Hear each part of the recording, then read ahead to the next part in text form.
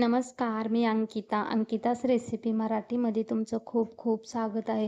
आज आपण पौष्टिक आणि हेल्दी असे खूप सारे लोह, कॅल्शियम, फायबरयुक्त आणि व्हिटॅमिन ई खूप प्रमाणामध्ये भेटतं असं आपण केळीच्या फुलाचीच म्हणजे केळीच्या सोंडग्याची भाजी बनवणार आहोत. आमच्याकडे याला केळीचं सोंडगं बोलतात. तर आपण पूर्वजे पहिले खूप प्रमाणामध्ये ही भाजी खायचे आणि आयुर्वेदिक आहे. चला तर आपण मस्त इथे झटपट रेसिपीला सुरुवात करूया. इथे बघा मस्त अशी आपली भाजी आपण साफ करून घेणार आहोत. आपण इथे बघा छान असा केळीचा सोंडगा तोडून आणलाय ताजा. आता आपण त्याचे पान काढून आणि बघा आपल्याला इथे अशा प्रकारे इथे केळीचे फुलं साफ करून घ्यायचे. यामध्ये जो असा कडक देठ राहतोय तो आपल्याला काढून घ्यायचा आहे. आमच्याकडे याला कोंबडा बोलतात. तुमच्याकडे काय बोलतात नक्की कमेंट करून सांगा.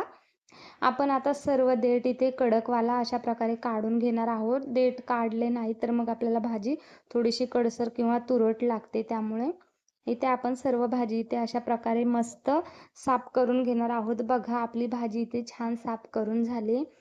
तुम्ही इथे चॉपरने बारीक करून घेतली तरीही चालेल. इथे आता मी गॅसवर पाणी गरम करायला ठेवलंय. पाणी छान कडकडीत गरम झालंय. आता आपण त्यामध्ये जे केळीचे फुलं साफ करून घेतलेत आता ते टाकूयात आणि 5 ते 6 मिनिटे आपल्याला इथे भाजी छान अशी वाफवून घ्यायची म्हणजे उमवून घ्यायची. बघा आता आपली भाजी छान अशी वाफवून झाली आहे. आता आपण ती थंड करून आपल्याला पिळून घ्यायचे, त्यातलं पूर्ण पाणी काढून घ्यायचे. आता इथे आपली कढई तेल छान गरम झाले. आपण टाकूयात जिरे. जिरे छान तडतडू द्यायचे आपल्याला. आता आपण टाकणार आहोत बारीक केलेला लसूण. लसूण मस्त असा तेलामध्ये परतून द्यायचा आहे. आता आपण टाकणार आहोत 2 हिरव्या मिरच्या मध्ये अशा कट केलेल्या आणि मिडियम आकाराचे आपण इथे 2 कांदे घेतले. कांदे पण आपल्याला मऊसूत असे लालसर रंगावरती परतून घ्यायचे. एकदम मऊ होईपर्यंत आपण इथे कांदा छान असा परतून घेणार आहोत.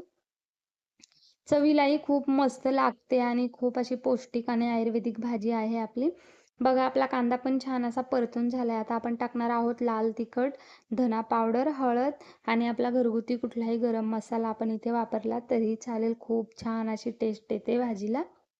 सर्व मसाले आता आपण इथे तेलामध्ये परतून घेतलेत बघा. एकदम छान असे आपले मसाले आता परतून झालेत.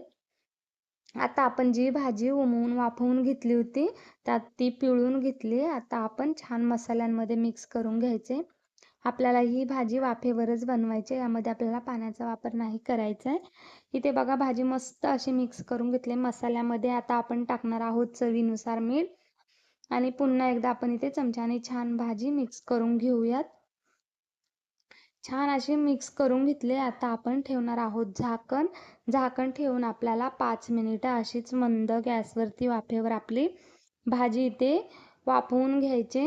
इथे बघा 5 मिनिट पण झालेत आणि आपली भाजी पण किती छान झाली बघा.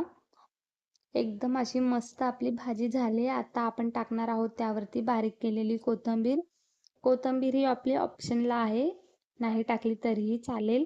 इथे मस्त अशी आपली केळीच्या सोंडग्याची म्हणजेच केळीच्या फुलाची भाजी बनवून तयार आहे. कशी वाटली तुम्हाला ही रेसिपी नक्की कमेंट करून सांगा. आवडली असेल तर लाईक, शेअर, सबस्क्राईब करायला विसरू नका. धन्यवाद. Bye bye.